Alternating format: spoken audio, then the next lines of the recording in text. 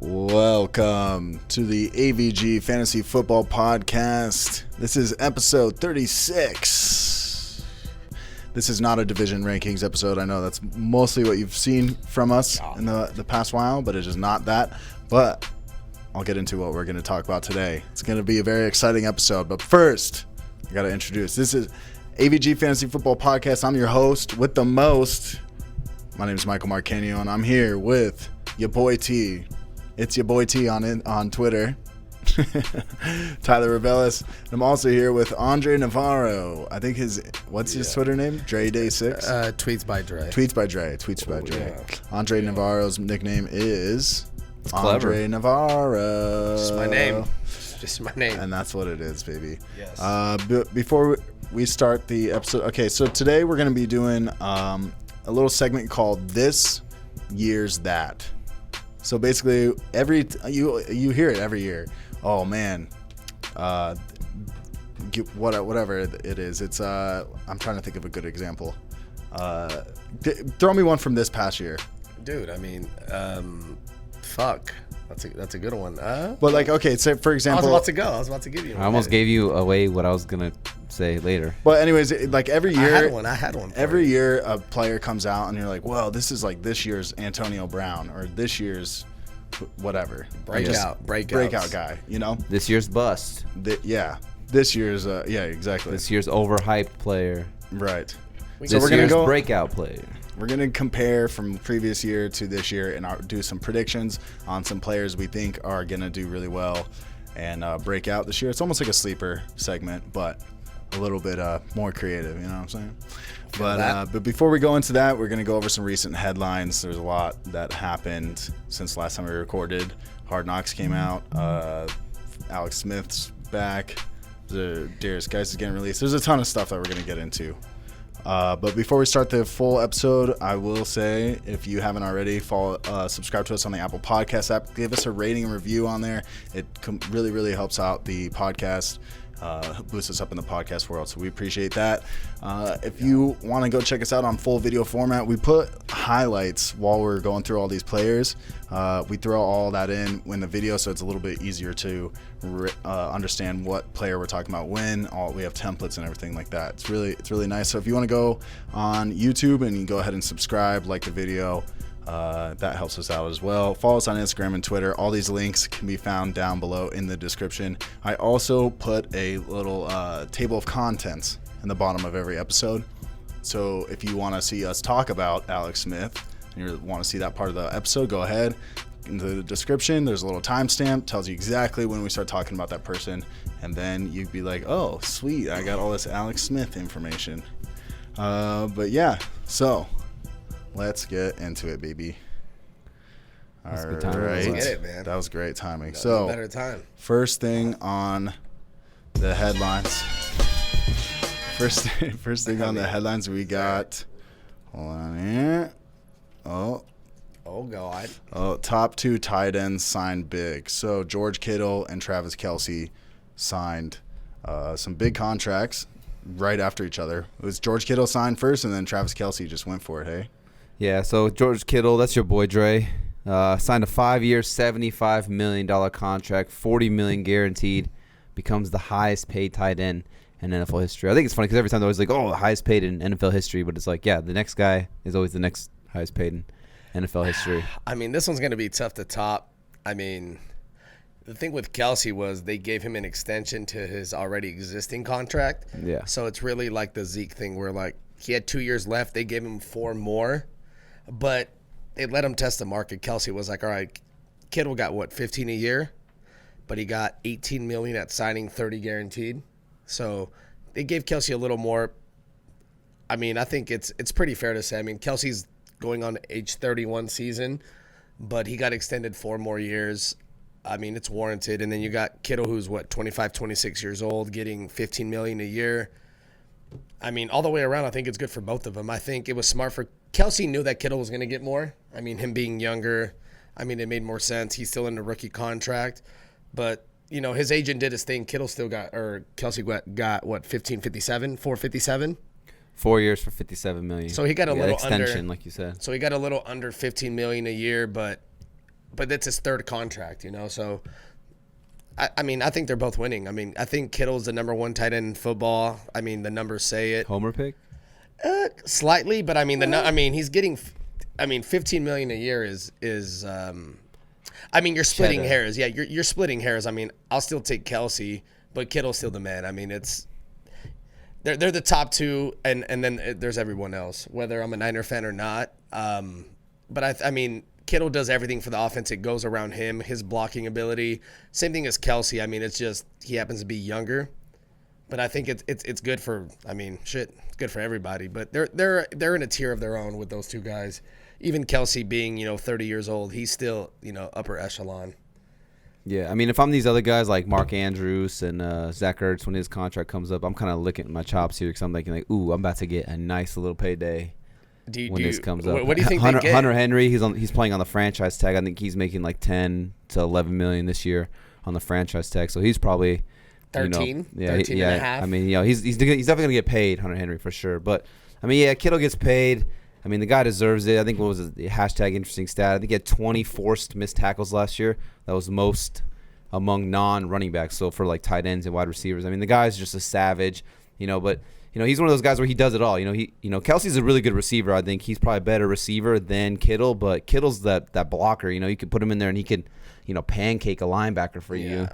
I don't really think I can recall a play where, I'm not knocking Kelce, but I can't really recall a play where Kelce's like pancaking people and, it's like Kittle's like a savage. He's just like there's like a screw loose, but it's like the right screw to be loose for him to be as good as he is. I mean, with that being said, like I said, both those guys, they deserve it. They are the top two tight ends. I mean, for so long, it's been Kelce, especially because he's tied to Mahomes as the number one overall tight end. But do you think, is it crazy to think that, like, now Kittle's kind of, the torch has been passed in a sense, and Kittle's now the one and Kelce's the two, or do you think Kelce's still the number one? I mean, you're going to get the guys that like Kelce more, but Kittle just does so many things that are, like, unnoticed as far as, like, in, like, a stat book. Like, he just seals off the ends when you're running the outside zone. Like, he'll take the DN and fucking take him 10 yards downfield. Like, there's no stat for that. You know what I mean? But he makes the offense go, whether it's like a play action. He's still blocking, even if he's not the number one option. But then there's times where he'll chip and go. I mean, there's just so many things that he does for the team that go unnoticed that make him that much more important than Kelce. You know what I mean? So he's a more willing blocker, and I think that's why he's getting compensated a little bit more in regards to like the money, because he does, like you said, he does go out there and block and pancake, and he's a willing blocker. And I mean, that only helps the team. So that's why when he was getting the contract, he was like, listen, I'm more than a tight end. Like, pay me a receiver, give me some O-line, but I'm an all-around player. Yeah. So I think they did the right thing. They took care of him. They gave him $15 million, highest paid tight end. I mean, the dude does it all. I mean, I don't see anything wrong with the money that he got. And I would say he is better than Kelce, but like I said, it's age and everything else is like splitting hairs. I mean, it's a preference thing, but I mean, the dude is, he's going to I don't know. The speed, Kittle's got the speed on Kelce for sure. Yeah. But Kelce's no slouch. But Kelce's got the hands, I think. Yeah, he's got the hands. He's physical. They're both physical guys. I mean, they're both gamers, but yeah, they're out there. I mean, and they're both matchup problems, run up the seams. So they're very similar, but I mean, age has something to do with it. Yeah. So I think it's kind of funny. Yeah, like you said, Kittle gets paid, and it's almost like Kelce's agent was like, "Hold my beer, boy. I'm about to go to work for you right now," because the Chiefs are just handing out money left and right to everybody. I mean, it's just kind of crazy that they still have money to spend. I mean, they pay Mahomes that crazy $500 million contract, and then they paid Chris Jones, their franchise tag player, the D lineman. And they still, they pay Tyreek Hill a decent amount. It's just crazy how they still have money to go out and pay Kelce an extension. But yeah, he's tied up for the next 6 years there. So I mean, he'll be 36 by the time his contract expires, or if they trade him for whatever reason. But yeah, for the next 6 years, you should be able to see this Mahomes to Kelce connection right here. And like I said, I do think he's a better receiver than Kittle, but I think overall tight end, like I said, I haven't really seen a Kelce pancake anybody from my standpoint. I think if I'm still going to rank him, I think I'm still going to put Kelce at 1, especially in PPR. But it's like a 1A, 1B. Like you said, just splitting hairs here. Yeah. But I think if there's a point where I'm going to draft one, I think a lot of people are going to jump on Kelce because he is tied to Mahomes. And I think I'm probably going to have a lot more Kittle shares than I will Kelce, just because I think I'll be able to get Kittle in that back end of the second, maybe even the third on the turn potentially, depending how your draft unfolds. Where I think it's going to be hard for Kelce to get out of like the top, 18, 20 picks. Yeah, something maybe. Like that. Yeah, I think it's going to be hard for him to reach that back half of the second round, unless there is someone in your league who decides to take Kittle first tight end off the board, and then Kelce falls to the second tight end off the board. But yeah, I do love Kittle, especially with Deebo Samuel's banged up. He's supposed to not be ready for week 1. You just told me right now they had a second-year guy, Jalen Hurd, promising a young guy. He got hurt. Tore his ACL. Yes. They go out and they sign Tavon Austin. I think they signed someone else. I forgot. Yeah, they got fuck. Yeah, they did sign. But that's how important he is. We don't even remember. Well, they got Jalen Hurd. They wanted him to be their they wanted to convert him to tight end because he is so tall, so big. But they went and got Jordan Reed, who's had 1 million concussions. But either way, he's a focal point, whether it's a run game or the pass game, and that's the thing. He's more important to the Niners. Yeah. Because they're such a run-heavy team, to where Kelce, he's not as essential when it comes to pass blocking or run blocking. So, it's just a difference in the way they like to run their offense. Kittle wouldn't be as important on the Chiefs because they don't run as much as the 49ers do. But shit, his yak is through the roof. So Kelce's just more of a physical guy and can go catch it. But, Kittle in the open field is amazing. So, it's just, like I said, it's splitting hairs, apples and oranges. But they're the top 2 guys, however you want to slice it. You say splitting hairs, apples and oranges? It's both of them. You're splitting hairs or it's just what you like. Do you like a high-powered offense tight end? You go Kelce, but game script proof, you got Kittle. Whether they're running it or passing it, whether they're behind, they're going to find Kittle the ball because they can always play action and hit Kittle. You know what I mean? So they're both going to be in the game plan regardless of what the fucking score is, and they're the best 2 tight ends easy. For sure. So, that's what I would say with those 2. Mike, if you're drafting one, comes to you, and you're like, all right, I really want to grab one of these tight ends. They're both on the board. Who you taking? I wouldn't be in this situation because I don't usually draft these top guys. But if I were to, I'd probably grab Kittle, like you're saying, just for value-wise, just getting him a little bit later. He's the number 1 there. He's the number 1 option in that team. Yeah. Kelce's, I guess you could call him 1A, 1B with Tyreek Hill or the second option, but Kittle's this passing attack moves through Kittle, and that's why they did pay him, $15 million, make him the highest paid because, without, especially like I said, without Deebo Samuel out there, there's really, you have Brandon Ayuk they drafted, but he's still a rookie. He's still got to find his own, learn the playbook and all that stuff, So, the main guy in this passing attack, it's George Kittle for the Niners. So that's what boosts his value there. For sure. All right. Well, we can move on to the next bit of news here. We got Kamara played injured. What's this headline? I don't even remember. Yeah, so this kind of popped up on the sleeper bot. It said that Kamara played with a torn MCL. Obviously he got hurt. I can't remember what week it was. Week like 3, 4, 5, something like that. And then he missed a couple games, but he came back.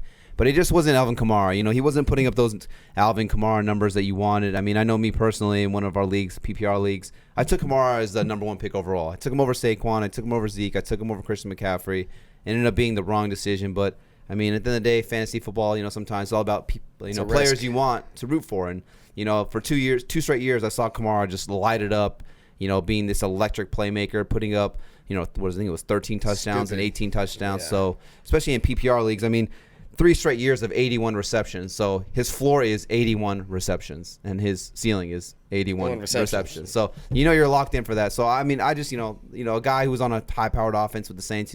I took a shot on him. Obviously, he got banged up, but you kind of look at it. I guess the reason why he wasn't putting up those crazy numbers like he did his first and second year was because he was playing with a torn MCL. But it's just crazy. He still put up over 1,300 total yards. So it's just like, okay, like now this guy, obviously had surgery. He's going to be healthy coming into the year. It's just crazy to think, like, what do you think he can do now, that he's going to be 100% healthy again? His floor's got to be 8 you don't want to give a floor of 10, but his floor's got to be 8 touchdowns, 9 touchdowns. So, I mean, you would think, especially with the offense, Drew Brees getting a little older, but like we were talking earlier, Sean Payton for the offseason literally was like, we don't even need an offseason program. The only person that got an offseason program was Emmanuel Sanders. Everybody else are like, you're good. You already know the plays. You're chilling. Everybody else is back. So when you have that kind of like cohesiveness when you're with your offense, you just need him to get healthy. I mean, he should be slated for 1,500, 1,600 total yards and 10 touchdowns. Yeah. I mean, if healthy, I mean, Yeah. that's what I would put him on. So, I mean, he should be back. I don't see him getting less than, I mean, he had a bad year and had 7 touchdowns, 6 touchdowns. I mean, there's no reason why he shouldn't get you at least 10. Yeah, I mean, You know what I mean? Whether it's 5 and 5 at the minimum. yeah, I mean, his rookie year, he had a 6.4% touchdown rate in 2017. I think he had like 13, 18. One of those years, 13, 18 touchdowns. The next year, again, 6.5. So pretty consistent. The next year, last year, 2.4%. So he dropped to 4% in terms of his touchdown rate. I would like to think that the regression goes back to the mean of that 6.5% area or 6% area. So yeah, and if he's going to get that, he's definitely going to get you 12 touchdowns. Is I think his floor is 12 touchdowns if he's 100% healthy. I mean, I love Alvin Kamara. He's my number 4 right now, just behind, CMC, Saquon, and Zeke. I know a lot of players. Some people might have Derrick Henry or even Dalvin Cook up there, but yeah, Kamara's my 4. He's locked and loaded right there. I can't imagine a scenario where one of these other players leapfrogs him and jumps forward to him.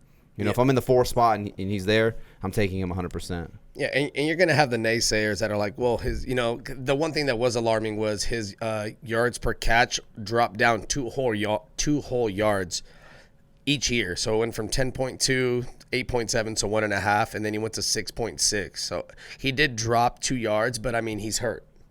So, I mean, you're still going to get 81 catches, 533 yards. He's going to get better. He's still young. So to do that with whether it was a partially torn MCL or a torn MCL, I mean, the touchdown progression should definitely go up. So I would say you caught Kamara last year at like a floor. Yeah. I mean, my guy is in a contract year too. So yeah, if he wants to get paid, if he wants to get that, what are the running backs getting now? Like $15 million? He's trying to get that Zeke money. Zeke money. If he wants to get that 14, 15, we could see a crazy deal where Kamara gets paid where he becomes the highest paid player over Christian McCaffrey, some crazy deal like 4 years, $64 million or something stupid like that. But yeah, I do think he gets paid, and I think Kamara bounces back in a big way and puts up some crazy good numbers for you and your fantasy team. So buy low on Alvin Kamara this year. Yep. I mean, if he gets hurt, I mean, that's not, But I mean, that's not up to you exactly. But I mean, if healthy, he's that guy. Yeah. So. All right. Well, okay. Well, this next headline here is pretty crazy because we didn't even get to see this running back really do anything on the Washington football team. But so we got Derrius Guice was released from the Washington football team. What does this mean to you guys? Who is you're going to be? So we got a couple different people in the backfield now. We got the Adrian Peterson and we have Antonio Gibson. I guess we'll touch on Adrian Peterson first. Well, I mean, what are your thoughts? Well, before that, I mean, I thought it was pretty. I was surprised, not too surprised that he actually went unclaimed on waivers.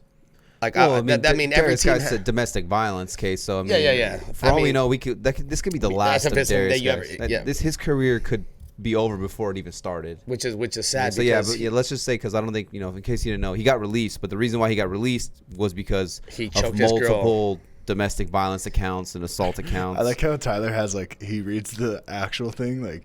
Domestic. He was allegedly accused of domestic violence, and then Dre's like, "Yo, he choked his chick out." I mean, basically, he choked his girlfriend to pieces. Yeah, but just saying why he got released. Allegedly, it's not like because of injury. It's not convicted. You can't say. I mean, he's for sure convicted. No. Maybe in the court of public opinion, but he's not been convicted in a court of law. There's a difference. Well, the NFL has her own court, and they're like, "You're guilty on our side." Yeah, he choked his girl. I mean, dude, it was so bad. Actually, I don't know if you heard this, but so they heard what happened, without hearing like the full story. And they actually told Derrius Guice, like, all right, we're gonna put you on like a restricted leave, like we're gonna like separate you from the team. And he's like, cool. And then like the next day they heard what happened. They're like, no, like you're released. Yeah. And they released him. So he's like, fuck. So I mean, they were gonna give him the benefit of the doubt, and then they actually heard that once you hear the word strangulation, I mean, fuck. Yeah, when there's probably evidence and pictures and stuff for like sure. that came out. But you yeah, can't be I only say for illegal thing, you're not, you got to say alleged because it's not technically. And in the words of Dave Chappelle, you can't just choke all your problems. You can't just walk around choking all your problems. But I mean, depends how good at choking you are. But yeah, I mean, I was surprised because what's funny is I tried to get him actually in a dynasty league because the time he did play, he did show talent. But I mean, you can't be beating up your girlfriend. So I think he's done. Adrian Peterson, I mean, we're watching the film. I mean, dude. So with that being said, so Derrius Guice is no longer there. You still have AP, he's like the ageless wonder, still getting it done. They go out and they draft Antonio Gibson. Last year they drafted Bryce Love. So you kind of have like this 3-man horse in a sense to who could be the next guy up. So like who's the guy that you like? I mean, I guess we could just start on AP. He's the first one here. Do you think AP still has enough in the tank to be the guy? I mean, obviously there's no rushing upside, but I mean, in his 2 years with the Washington, 211 attempts at 4.3 yards per carry and 251 attempts at 4.2 yards per carry. So he's still getting it done, and he's still getting 200-plus attempts. So, I mean, if you think he gets another 200 attempts, or do you think these younger guys kind of step in and carve a role? I mean, to average 231 attempts for 2 years for being 600 years old is good. He's already said he wants to break Emmitt Smith's record. So, I mean, as long as health, holds up, he's gonna try. But he's so one-dimensional now. I mean, the whole Redskins thing, it's iffy. If I'm in a redraft league, I'm still not taking AP. I'm still going to take an Antonio Gibson or a Bryce Love flyer. It's just, if I had to pick one, I would say that I'm going to go Bryce Love. I do have some Bryce Love. I mean, what they said already, Rivera said Bryce Love has gotten more comfortable each day. He's gotten out there, and he actually has done some things the other day that were reminiscent of when he was in Stanford. He was also a first-round draft pick before he got hurt. He was a locked and loaded first-round draft pick running back before he tore his ACL. He was a Heisman candidate. The year before he got hurt, he carried the ball 263 times and logged a ridiculous 2,118 yards and 19 touchdowns on the ground. That's absurd. 2,100 yards and 19 touchdowns. So don't forget about Bryce Love because he was a beast. So as much as the Antonio Gibson hype you're getting, you have Bryce Love who already knows the offense. Granted, he didn't play, but he knows the plays. I would say you're better off taking a flyer on Love or Gibson over AP just based on ADP because I feel like it's gonna take just a couple carries for those young guys to pop and for them, especially Ron Rivera, to be like, all right, you're good AP, you're good. But, these guys are better. I mean, I don't know. For me personally, I'm more of like, for the younger guys aspect at least, I'm more on like the Antonio Gibson train. Maybe just because we haven't seen Bryce Love. Maybe I'm one of those people who's kind of sleeping on him because we haven't seen him in a while. But I think, you got to show AP some love here. I mean, back-to-back years, over 210 carries both years. I mean, pretty much 900 yards one year, and then a little over 1,000 yards the next year. Like I said, he's still getting it done at, over 4 yards per carry. So sure. If he gets you 200 to 250 carries, you're looking at, 800 to 1,000 yards, and then you have some touchdown upside. He does lack the receiving game, so that's where you could see Antonio Gibson or Bryce Love come in potentially and get some of those reps. But I don't think AP is going anywhere. And what's his ADP for AP? I mean, he's like Adrian, 9th round. It's not. Well, it says 13th round here. Jesus. Or it's the 9th round in PPR, 13th round in standard, half point, and then 13th in standard and in half point. I mean, I think if you're taking the route of you go wide receiver heavy, or maybe you go tight end quarterback early, and you're trying to reach on some of these later round running backs to kind of fill in, I think AP is a good guy you could take a shot on. Because like I said, if you're going to get a guy who's going in like the 8th, 9th, 10th round, but he's going to get you 200 plus carries and some goal line work, I mean, how could you not like that? Especially if you're stacked across the board at some receivers, and you get Mahomes, you get a guy like Kittle or Kelce early. I mean, yeah, I do like AP for where he's at. I'm not going to count AP out. I mean, the guy tears his ACL, and then the next year he comes back and rushes for 2,000 yards. For sure. I mean, if he wants to break Emmitt Smith's record, he's going to have to put up some crazy good numbers. So I think he could still get you around 1,000 yards and, 6 to 8 touchdowns. I don't think that's out of the realm of possibility, which is like a low-end RB2. I mean, in terms of at least just volume, you're going to get a guy who's just going to get you volume and volume and volume. Yeah, I think AP is a good value for where he's going. Yeah, no, 100%. Especially when a guy establishes that he wants to break Emmitt Smith's record. So, if you have another one of these Redskin backs, or Washington football team backs, it sucks. But the dude's trying to play. So, like you said, T, if he could stay healthy, he's going to be a viable option as a flex 2-3, whatever kind of league you're in. He is worth owning, but if he does get hurt, watch out. But yeah, the dude doesn't plan on stopping. He's trying to play till he's 40. So he's trying to get that Frank Gore money. So recap: you like AP, Tyler. I think he's gonna get a ton of volume. I'm more of a Bryce Love. Keep an eye. Right. Either way though, it's an open backfield. I do like this guy right here though, Antonio Gibson. Out of Memphis. He's a big boy. Yeah, no, I fuck with him. 6'1", 225. He ran a 4.39 40, which he ran with the wide receivers. But, a 4.39 40 would have tied Jonathan Taylor for the fastest among running backs. And I say he ran the 40 with the receivers is because this guy's a dual threat. I think of Percy Harvin. But bigger. Because he can line up in the slot, but he can also be a running back and take the ball out of the backfield. And he's an electric playmaker. 12 touchdowns on only 71 touchdowns. So he just kind of had like a nose for an end zone. Good open field vision. He was tough to tackle. I really like this guy, especially if you're like, you're doing your dynasty drafts.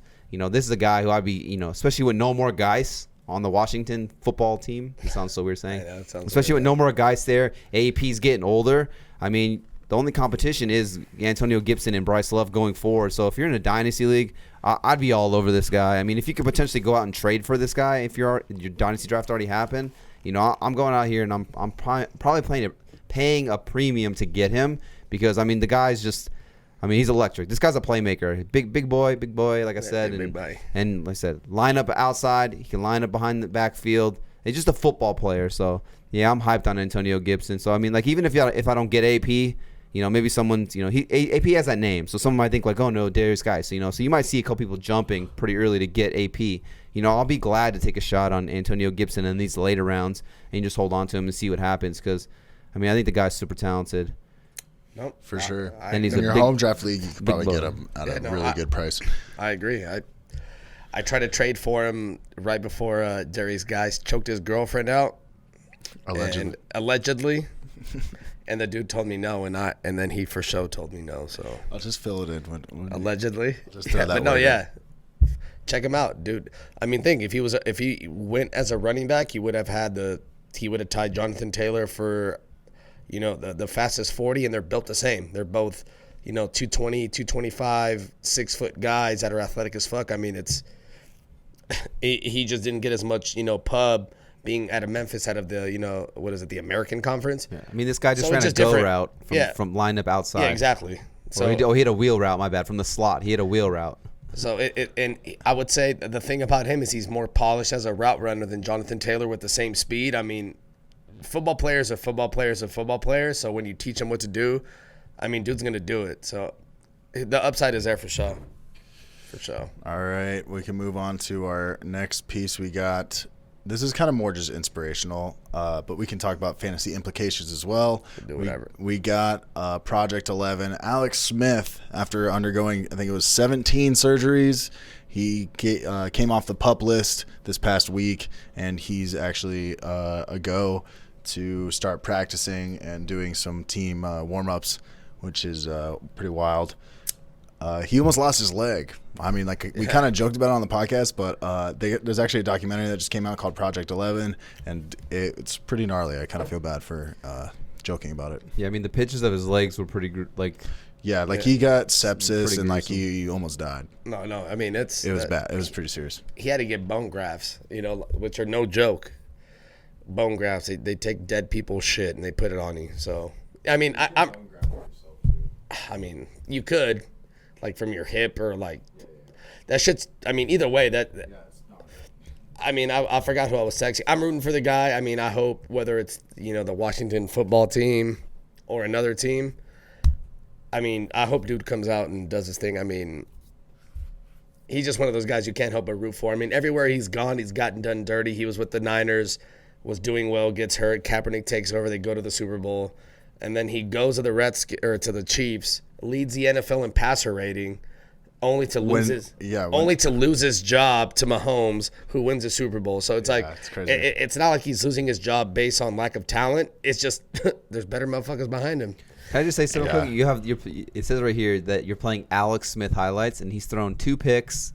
He threw it and 2 incompletions. Yeah, so I don't know what so I mean, I'm rooting for the dude. It's just, I don't know. And not to mention, when he was on the the Washington football team, before he got hurt, they were a good team. They had a winning record. What is it, 4-3, 5-3? I mean, the dude's a winner. I mean, he's whether it's with Washington or with another team, I'm gonna root for the guy. But I mean, if he can stay healthy, I mean, he can show that he still got it. Well, I mean, I hope the dude perseveres. I mean, so let me just say, I remember this play, dude. Obviously, you have Dwayne Haskins, who's second year. He's supposed to be like the face of the franchise going forward. I mean, Alex Smith coming off the PUP list. Do you think there's a scenario where Alex Smith kind of finds his groove again, and because I think in terms of a quarterback, Alex Smith, as bad as we joke around, he's dink and dunk, but you did say he was the lead leader. Passer rating. Yeah, he finally figured it out. So I mean, I think he's a better quarterback, you could say, if healthy, than Dwayne Haskins. Do you think there's a scenario where he comes back and he reclaims that starting job over Haskins, and they have Haskins like sit in the back seat, or do you think it's one of those scenarios where it's like, all right, dude, you're back, you could be a backup because here's the young franchise quarterback. We don't want to stunt his growth by benching him potentially, hurt his confidence. So do you think there's a chance that Alex Smith can start again, or do you think he's just like he's the backup now? I think to protect their draft pick investment, it's going to be hard for the Redskins to be like, all right, Haskins. I mean, how bad would that look? Yeah. If they're like, Haskins, dog, this dude hasn't played in almost 2 years. And his leg's barely on his body. And he literally almost lost his leg, but we're going to go with him. Yeah, no, so, this is what I think. It's tough, but if it's not with him, it's got to be with someone else. But he deserves a shot. This is what I think it is. I think it's similar to the RG3 to the Ravens, kind of coaching Lamar Jackson in the back. Yeah, I think they're gonna look at it like that, and like they're gonna use Alex Smith as to like kind of coaching the new younger quarterback, kind of like the way he did when Pat Mahomes was behind him. A little bit different because obviously, but I think Dwayne Haskins will be starting, and I think that Alex Smith is going to be just kind of more extra help. And I mean, they spent money on him, but like I just can't see them. If you look at like the way his leg looked now, it's not. He's like it looks like he barely got down the stairs in this video of him like celebrating with his wife and his kids and stuff. They were spraying champagne on him, and it's like, I mean, let alone imagine like JJ Watt coming over top and like, I don't know, dude, that's scary. I mean, it is. You know what I mean? It is, but I mean, he wouldn't have gotten cleared if it wasn't. You know what I mean? I get what you're saying. Like, he looks like Tannehill. You're like, God, I don't want to hit him. But it's like, dog, I mean, the NFL cleared him, and he's trying to play, so he knows what he's getting into. So, yeah, I mean, I hope he goes to, like, like the Bears, like somewhere where, like, maybe Foles and Trubisky sucks, and they're like, fuck it, let's get Alex Smith. I want to see him play somewhere to where he can see what's good. Whether it's definitely not, whether it's with Washington or with someone else, maybe the Patriots if Cam bounces after a year, but I would like to see him just go somewhere and give him a shot. I mean, dude was good before he got hurt. Call it what you want to call it. Do you guys think it helps guys like Terry McLaurin and things like that? Do you think him coming back, like maybe they can have a little bit extra quarterback play? I mean, Haskins needs to pick it up. You know what I mean? Like, do you think he boosts up these offensive pieces? Because I feel like he can't do anything but help, whether he's playing or coaching Haskins on the side for getting the extra targets to guys like McLaurin. Yeah, I mean, like you said, he's a savvy veteran, so if anything, he could just help, hold the clipboard and at least help coach Haskins, just be like, hey, look, this is open right here, like hit the post, hit the corner, hit the out in a sense, So, I mean, McLaurin and Haskins, they played in Ohio State and they had a really good connection there. I mean, Haskins threw for, I think it was 50 touchdowns that year at Ohio State. So the connection's there. Maybe just, some rookie growing pains for Haskins.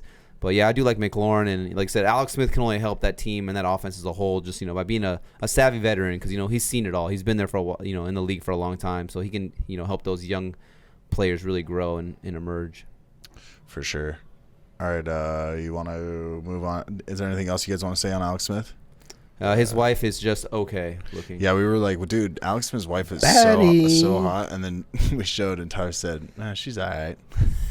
And I was me, dog. I'm a sucker for them Latinas. Yeah, right, she's not Latina. All right, what we got next? Latinas. I like it. All right, we got Lamar Mlller goes to the Patriots. Lamar Mlller used to be on the Dolphins at one point in time, no longer. We got a little Dolphins highlights there. What was it? What's the contract? Do you know, or do you not know? It's okay if you don't. It doesn't matter. He's better than Sonny Michel. Yeah. So like, it's every year you're like, oh, I think I got this Patriots backfield figured out, and then they do stuff like this. They just get Cam Newton as their quarterback now, and then they also sign Lamar Mlller. Kind of throws a little bit of a wrench in things.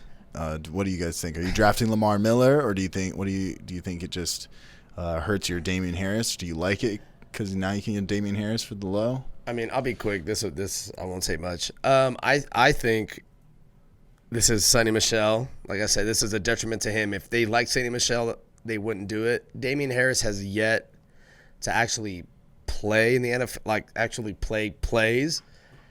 But I feel like they use him as an insurance policy. You have Rex Burkhead, James White, Sonny Michel. I think they want a veteran, presence, someone who's trying to prove themselves. But Belichick don't give a fuck.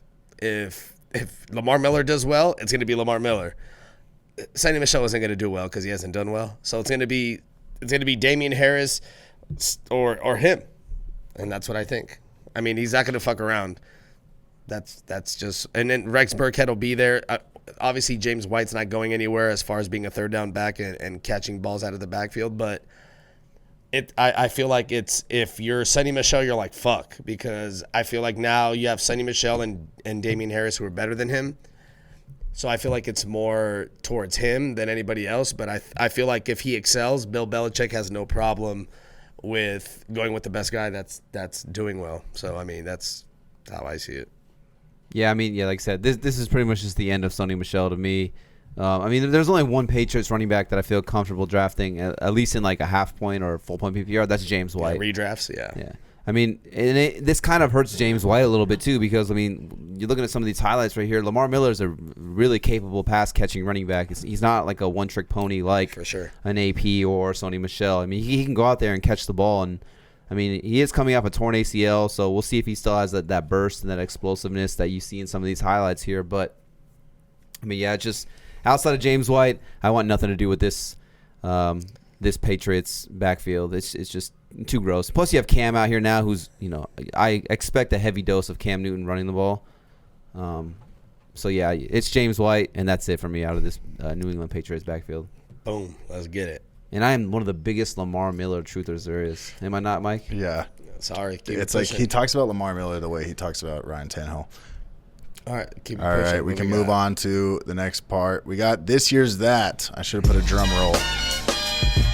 That works. That works fucking right there, dude. So this year's that. Like I said, you pick a player, and we're going to say it's this year's blank from last year. So this year's Darren Waller for me is Jonnu Smith. Jonnu Smith. Jonnu. So I mean, some stats. I mean, other than the fact that Jonnu Smith actually took they gave him a tight end toss and he took it 60 yards, which I mean, within itself is unheard of. He didn't score off of it, but you don't get many tight ends that are taking tosses, anywhere, let alone 60 yards. So I'm just kind of looking at numbers. So the Titans are obviously, they're more of a run heavy offense. So they lined up with 2 or more tight ends on 437 snaps. That was 4th most in the NFL. The only team that ran 13 personnel more than the Titans was the Raiders, which was 1 running back, 3 tight ends. And when the Titans pass out of multiple tight end sets, they earn the NFL's highest receiving grade, passing to their tight ends. And on top of that, out of those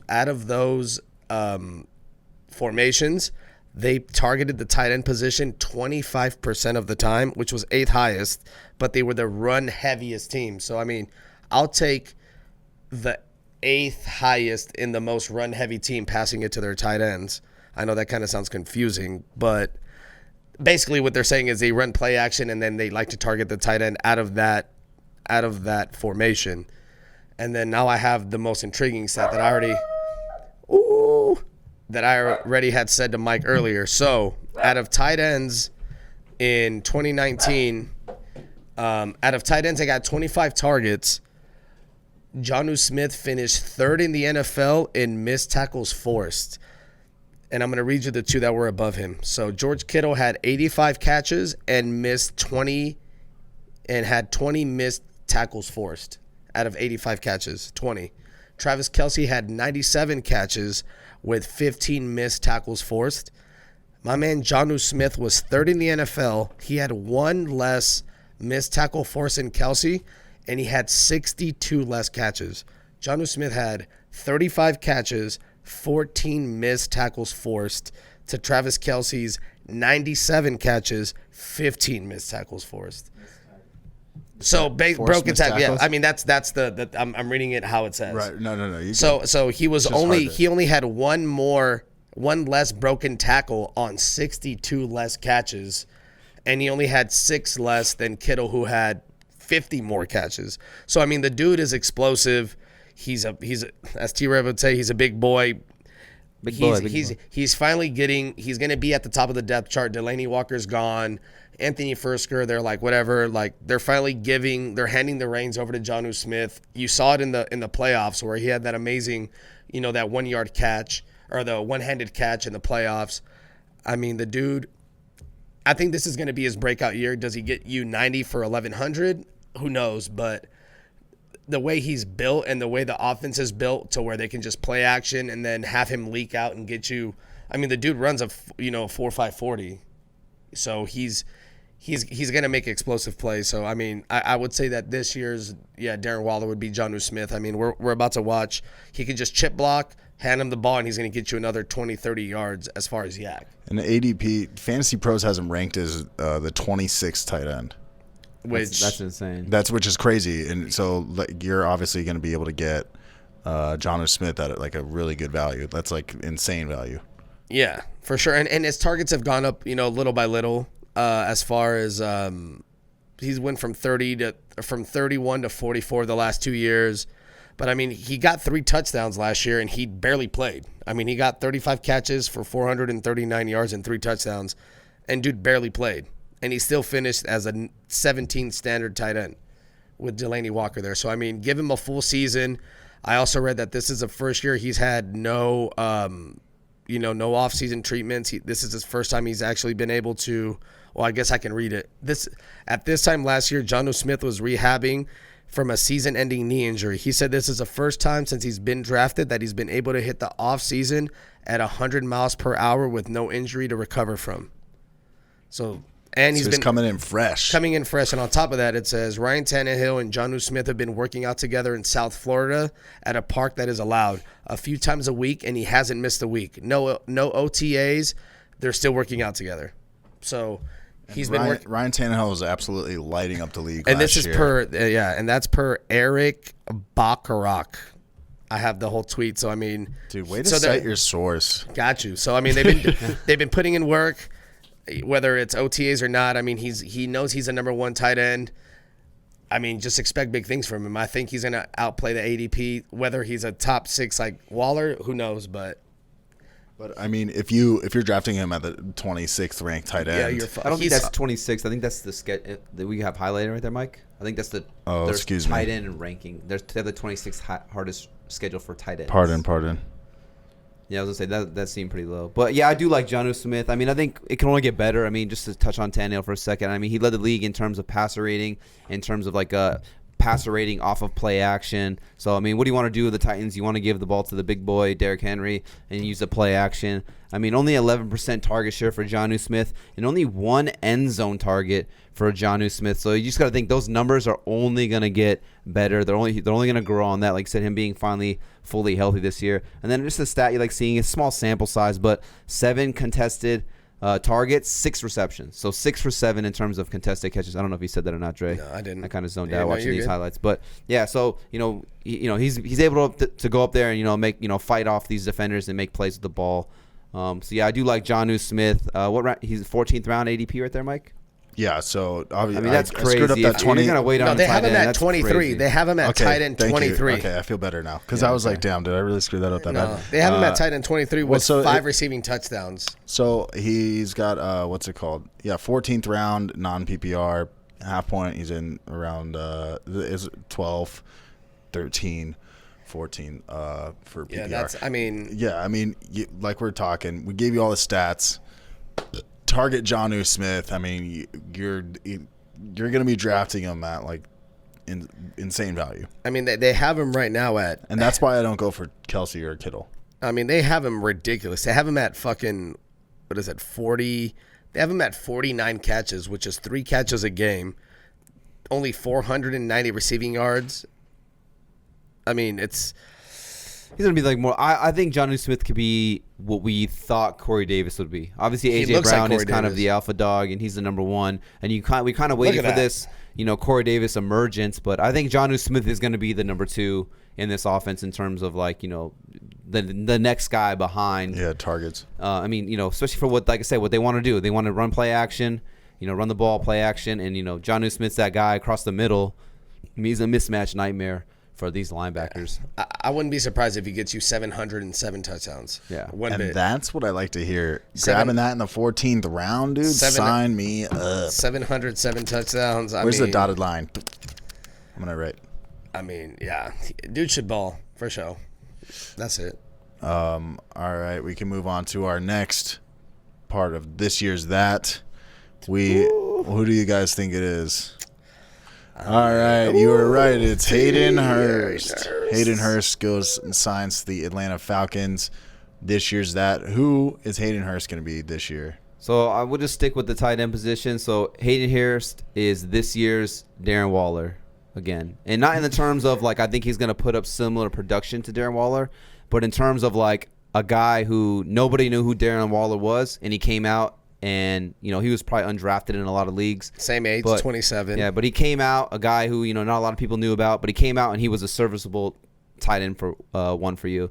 He's a top 10 tight end. So I think Hayden Hurst is a guy that, not a lot of people are going to know about. But, when the season starts, we're going to get halfway through the season. Everyone's going to realize who Hayden Hurst is, and he's going to be a tight end one. But, yeah, I do like Hayden Hurst a lot. If you listen to this podcast, I've been on the Hayden Hurst train. Ever since they pretty much got him. I've been on the train since he got drafted out of South Carolina to the Ravens. But obviously it didn't work out there. Mark Andrews didn't hit for Hayden Hurst. But he goes from one of the run-heaviest teams to one of the most pass-happiest teams to the Falcons.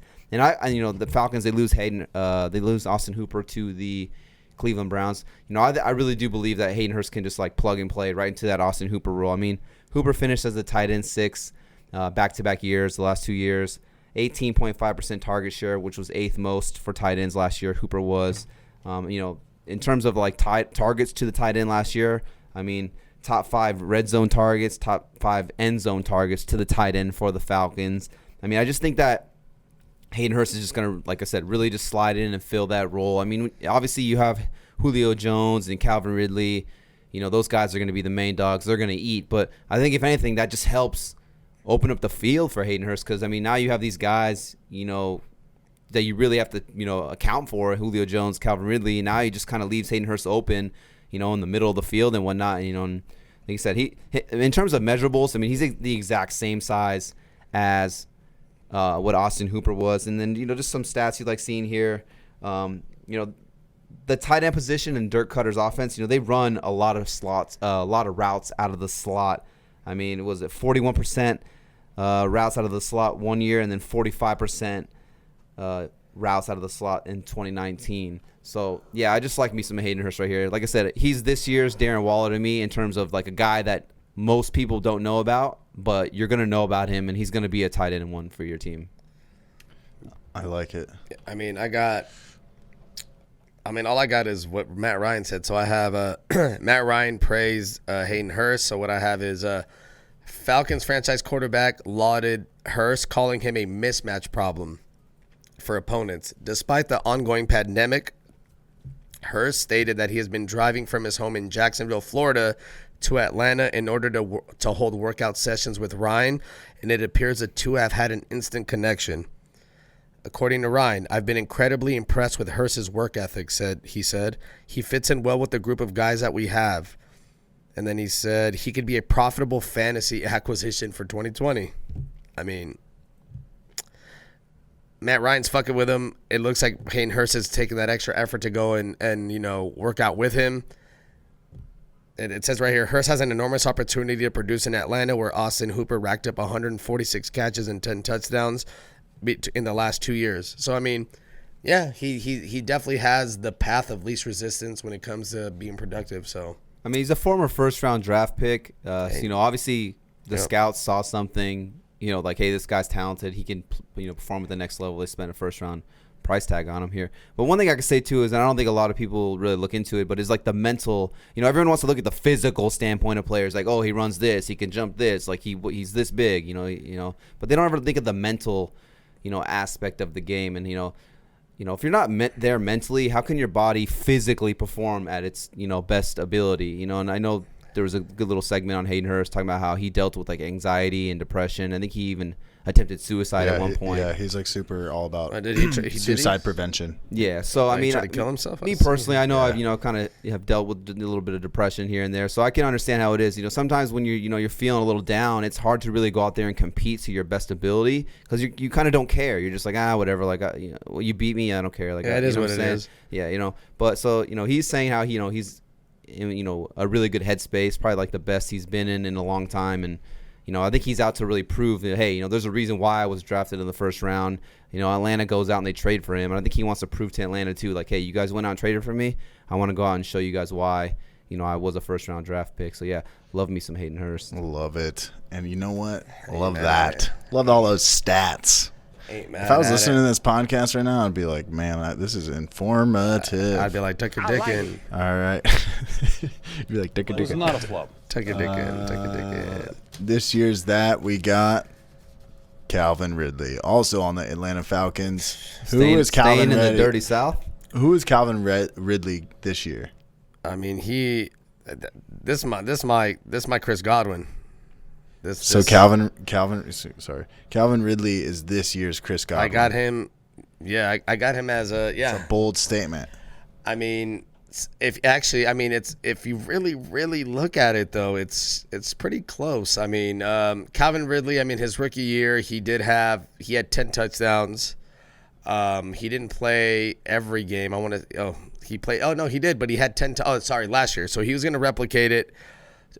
His rookie year, he had 64 catches for 820 yards, 10 touchdowns, and then he had literally almost the same season, 63 catches, 866, 7 touchdowns. 25 years old, pretty much in the same situation that Chris Godwin is in, where he's behind like an alpha, like an alpha number one, as far as like target share, but you can see that Calvin Ridley's ready to make that next step as far as just the productivity. I mean, Chris Godwin's second year, he had 59 catches for 800 so we'll say 60 catches for 842 yards and 7 touchdowns. I mean, that's freakishly similar to Calvin Ridley's second year, where I mean, he had right around the same. Chris Godwin? Or sorry, no, Chris Godwin. No, that was Chris Godwin's second year. So he's right around the same. So let's see. So I'll go back. Calvin Ridley. So Calvin Ridley's second year, he had So Chris Godwin had 852 catches, 7 touchdowns on 64 catches. Calvin Ridley had 63 catches for 866 and 7. Almost the exact same thing. Chris Godwin's a little bit younger, but I just think he's ready to make that next jump. I mean, he's got 17 touchdowns in 2 years. He's behind a guy like Julio Jones, who's going to command not only a lion's share of targets, but a lot of attention from the defense. And as long as Calvin Ridley can stay healthy, I think he's got an easy path to 80 catches, 1,000 yards, and 8 or 9 touchdowns. I mean, Julio Jones is what he is what he is, and he's going to get what he's going to get. But when you have a guy like Calvin Ridley who runs good routes and who's already proven, he's averaged 92 targets the last 2 years and 8.5 touchdowns already. You know what I mean? So it's and 800 receiving yards. So I just see him making the jump of getting you 1,000, 70, 80 catches. Like I said, 80. I'll say 80 catches, 1,008. Just from progressing. I mean, the Falcons pass the ball almost more than any other team in the NFL. You got a guy like Gurley who doesn't command 25 carries a game. They're gonna pass the ball a lot. So I just see Calvin Ridley just completely being the beneficiary of being a number 2 on a team where he's actually a number 1. He just happens to have a guy like Julio Jones, who's an all-time great, on his team. So I think he's just going to reap the benefits, and I think he's going to be this year's Chris Godwin.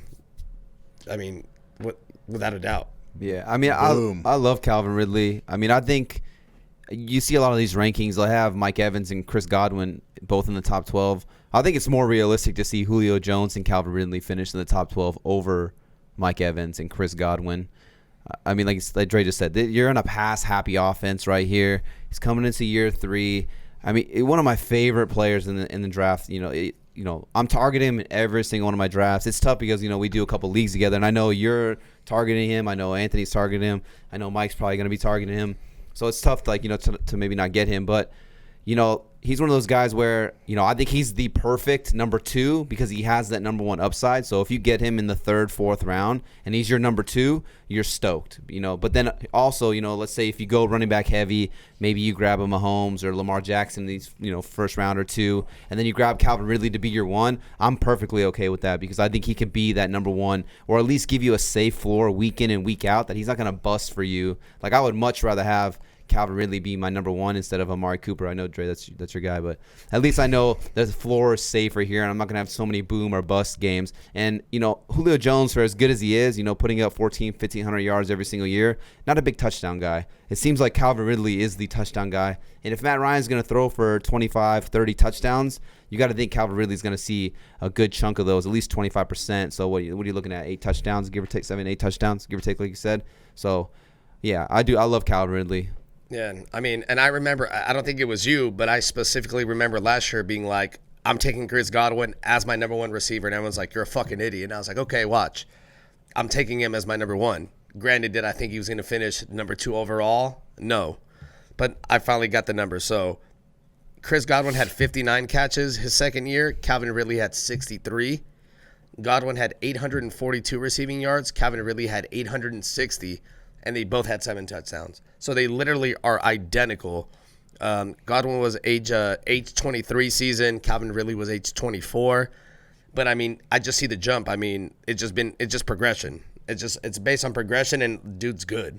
So yeah, I mean, I would feel comfortable taking Calvin Ridley as a wide receiver 1, or like one of those like 1Bs where you can take another wide out right around the same realm, but you can go and get you your running backs. Because Calvin Ridley is going to be fine. He's going to get you 8 touchdowns, 1,000 yards. So guaranteed. Guaranteed, bro. Doctor, I like it. That's the Dre guarantee right there. Calvin Ridley, Chris Godwin, bro. All right. I love it, dude. I love it. Makes me hyped for some touchdowns. Calvin Ridley. Let's do it. 1,000 yards. Boom. We can move on to the next this year's that. We got Tyler put Cam Newton in here. Killer Cam. Go ahead. So Cam Newton is going to be this year's Ryan Tannehill.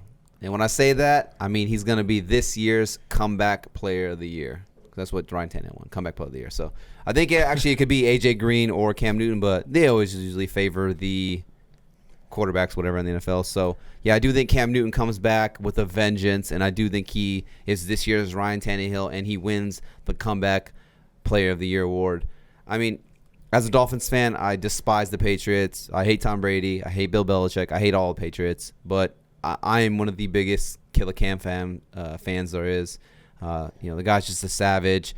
Obviously, his style of play, he runs the ball. He got banged up. And he's one of those quarterbacks where I feel like you could barely touch Brady. You could barely touch Breeze. And you're getting a penalty. Cam Newton, it's like you're getting like 3-4 guys hitting him. There's people slamming him on the ground. Roughing the passer, and they don't even call. They're just like, "Oh, get up, Cam. You're big boy, and you're a running back. Take it." But I mean, I think he's going to be healthy finally. The shoulder obviously was a big concern last year. He obviously couldn't throw the ball. We're actually going to get the medicine man, aka Dr. Coochie, on here. He's going to break down the shoulder injury and the foot injury for us, so we can really dive in deep and understand what's going on with Cam. But I mean, he's pretty much playing for pennies in terms of the NFL. I mean, barely going to be making $1 million. I mean, you have punters and kickers and bench players making more than that. I mean, you have like assistant coaches making that and more than that and stuff like that. So he's playing for a contract. I just think he's going to come back with a vengeance. It's scary to think what this guy can do when he's healthy. I mean, I think I saw a stat. Every season he's been healthy and played all 16 games, he's finished as a top 5 quarterback in fantasy. So as long as he's healthy and he's on the field, I mean, he's got top 5 upside. I don't think he's going to shy away from the rushing. I think he's going to bring that game. That's one of the most important parts of his game. I think he's going to bring that back.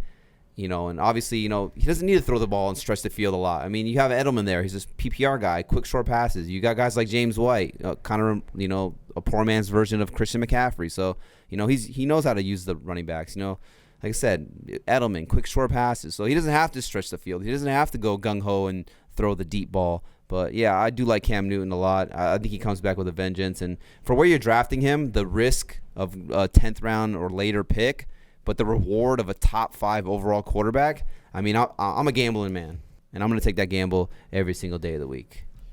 I was like, oh, say less. He says less.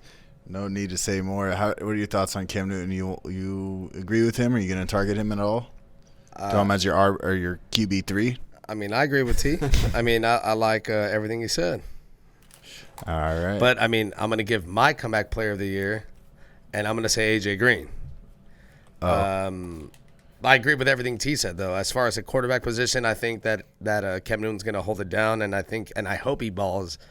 I mean, my guy's playing for a contract. If he wants to make another like $20+ million, he's going to have to go out there and put up some numbers. So, and it's a perfect segue because this is also coming from a guy who's in a contract year. So I looked in the 4 or the 5 years that AJ Green has played at least 15 games, he's averaged 9.5 touchdowns. Wait, I like how you totally go off course, Andre. No, what do you mean? I think that's going to be this year's comeback player of the year. I'm saying I agree with everything you're saying. I agree with Cam Newton being the quarterback Gotcha. runner. Like, he's going to be the quarterback to be comeback player of the year. But if I had to pick this year's Tannehill, as far as comeback player of the year, I'm going to say it's AJ Green. Yeah. Oh. Is that our no? No. Because we have your next player. And I thought you just changed it last second. No, I mean, I didn't even. No. I got you. I got what you're saying. Yeah, no, I'm going to say it's AJ Green.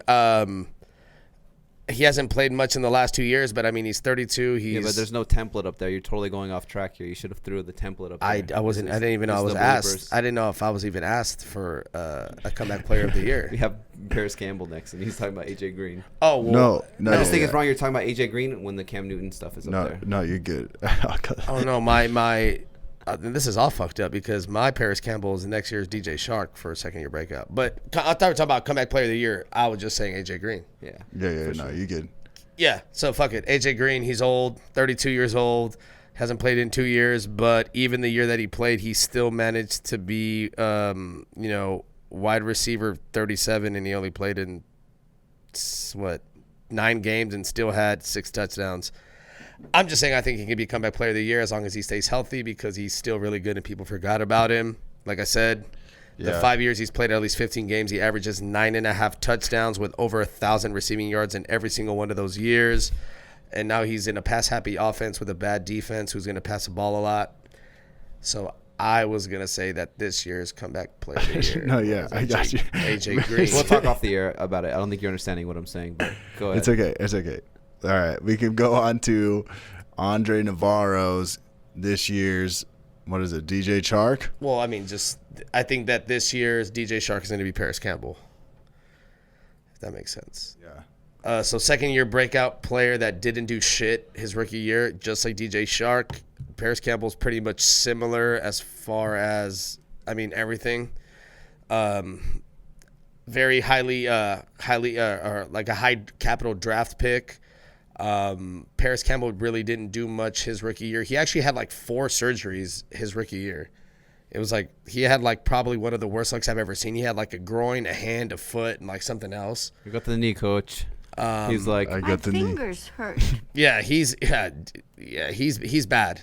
But I mean, when I looked back, I mean, DJ Chark's rookie year, he had 14 catches for 170 yards. So 170 yards and no touchdowns, which I mean isn't that great. But then you look at Parris Campbell's rookie year, and it was pretty close. He had 18 catches, 127 yards, and a touchdown. He's known to stretch the field. I mean, the Colts love him. As long as he can stay healthy, I think Parris Campbell's going to be one of those players that can really ball out that no one really knows about. Kind of like DJ Chark, since he was pretty much an undrafted player. I feel like the ADP is going to be around the same.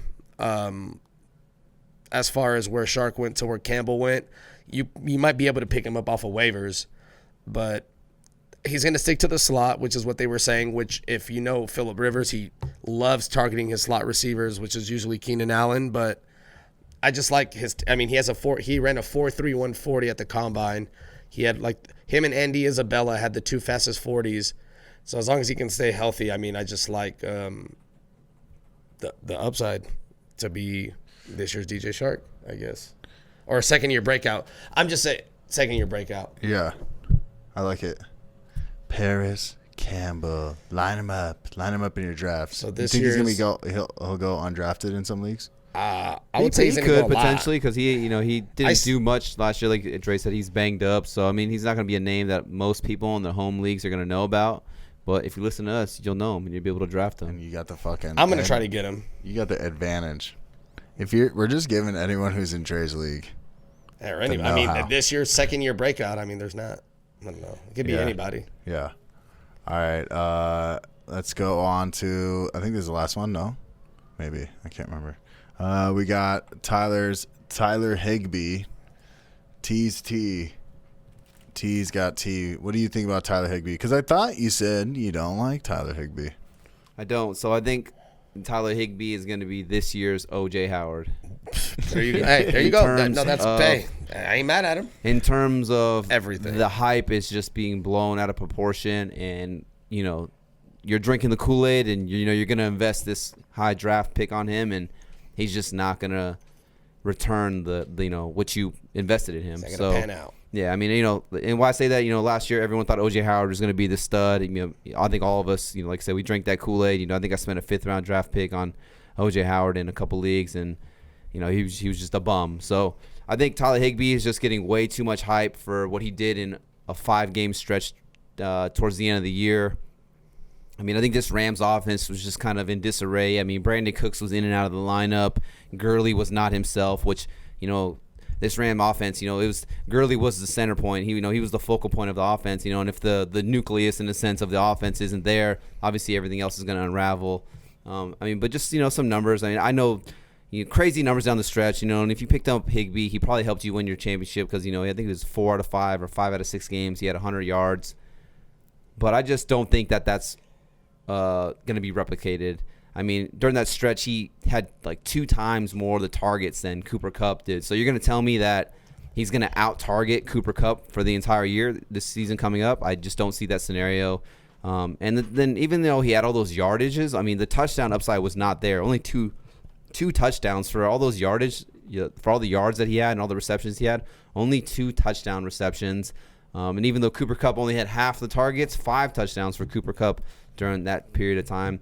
So, yeah, I'm just not going to drink the Kool-Aid on a 5-game stretch, 6-game stretch. You still have Gerald Everett there. I mean, they go out and they get Cam Akers.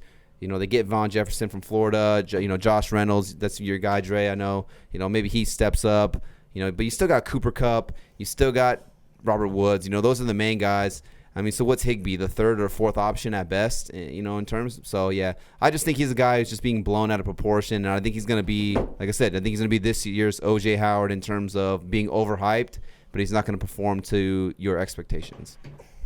Yeah, I don't have a template, but if I had to pick one, I would pick Jared Cook. I don't know. I think here's the thing. What I was saying, Dre, is like we don't have to do the same thing. Like I'm just picking certain players. Like this year's O.J. Howard, this year's Ryan Tannehill. But I didn't pick a this year's DJ Chark. You know what I'm saying? No, yeah, I feel. I'm just saying, if just from listening to you organically, if I had to pick a player that I think is going to be like O.J. Howard, I just think it's bad. You're talking about like AJ Green and like there's no AJ Green highlights or template, but like Cam Newton's there, and you're like, yeah, he's had like 1,000 receiving yards 6 straight years, and like so if someone was watching it, they would see O.J. Howard. Or well, I wanted to at least say something. I don't know. I mean, I see what you're saying. I see what both of you guys are saying, but yeah, all right, we'll figure that out. The production was not on point. No, I mean, it's all good. I agree with you. The flow of the episode was. It's okay. Point. Audio listeners, they fucking get it. It's all good. I mean, I agree with everything you said. Bloopers. I agree with everything you said about Tyler Higbee. But you think Jared Cook will be? Here, I'll switch it. No. I mean, if I had to peg somebody that's not Tyler Higbee, because I agree with everything Tyler said, I would just say Jared Cook because he sucks. That's all. You don't need highlights because I'm only gonna say one thing, and that was it. Right. I got you. My bad. No, you get. Sure. Everybody's good. You guys are good. So confused. We've never not argued, but done no, I agree. No, I agree with everything you said. I agree that Tyler Higbee's going to be a bum. I don't know what's happening, but you want to throw that? That's all we got for this or that episode of the AVG Fantasy Football Podcast. This has been episode 36. We've not only done 36 episodes. We've done like around 200 episodes. This is just 36 on season 3. So don't think we're just new to this. We're true to this, baby. All right, that's the Andre Navarro, the late greats Latter-day Saint would say. Ooh. Yeah, I called you a saint, dude. That's all right, El Saint. But yeah, thank you for listening. This has been a great podcast, a very interesting one for sure. Hopefully, if any of this information was able to help you in your fantasy football league and your fantasy football draft, anything like that, go ahead and leave a comment, like this video, subscribe to our podcast, leave a rating and review on the Apple Podcasts app. Follow us on Instagram or Twitter. We're becoming more and more active on Twitter. Go ahead and give us a DM if you have any types of questions. We got a new program we're coming out with pretty soon here, so stay tuned on our social media if you want an update on that. Definitely some upside. I'm having we're giving you a lot of advice, but we're going to give you even more personal advice. We call ourselves the Personal Fantasy Football Consigliaries. But this new program we're going to come out with, it's going to be even more personal. We're going to be all up in your lineup, baby. You know what I'm saying? All up in there. Thanks for listening. And us big boys. Am I allowed to say that, big boys? Oh, big bud. Us big boys are out. Goodbye.